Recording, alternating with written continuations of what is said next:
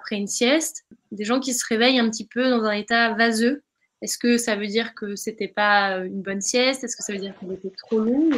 Alors, il y a la bonne sieste et il y a la mauvaise sieste, comme tu as le bon chasseur et le mauvais chasseur, en fait. Non, pardon, je m'égare. Là, non, effectivement, la durée de sieste pourrait éviter ce type de problème. Alors, autrement dit, quand on se lève après une grosse sieste complètement vaseux, c'est ce qu'on appelle l'ivresse de sommeil. On a du mal à émerger. Et cela serait dû au fait de se réveiller en plein sommeil profond, ce qu'on évoquait tout à l'heure.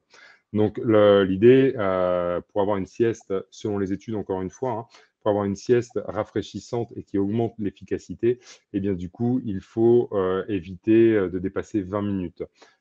Passer une demi-heure de sieste, en général, les siestes sont moins rentables, on se réveille moins en forme et plus souvent avec une ivresse de sommeil. Donc, à éviter les siestes de plus de 20 minutes. Entre 20 et 30 minutes, voilà, ça dépend des personnes. Voilà, j'espère que j'ai répondu à la question. Oui, tout à fait. Et alors, du coup, est-ce qu'il y a des techniques pour faire des micro-siestes comme ça, pour trouver rapidement le sommeil et que ça dure Alors, longtemps?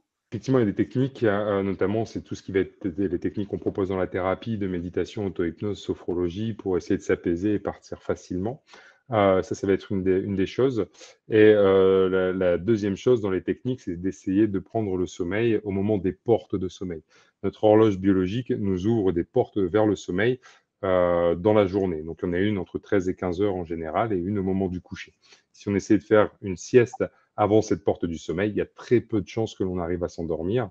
Voilà, donc c'est pour ça, l'idée, c'est de trouver la bonne période, donc en général entre 13 et 15 heures, ou alors au moment du coucher, mais là pour dormir.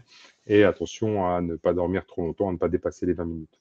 Et donc les 20 minutes commencent à partir du moment où on se couche, et pas à partir du moment où on s'endort.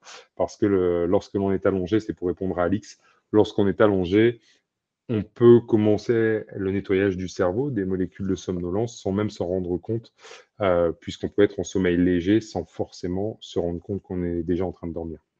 Voilà, Donc on met un réveil, en fait, à partir du moment où on va se on coucher. se couche, voilà, tout à fait. D'accord, très bien.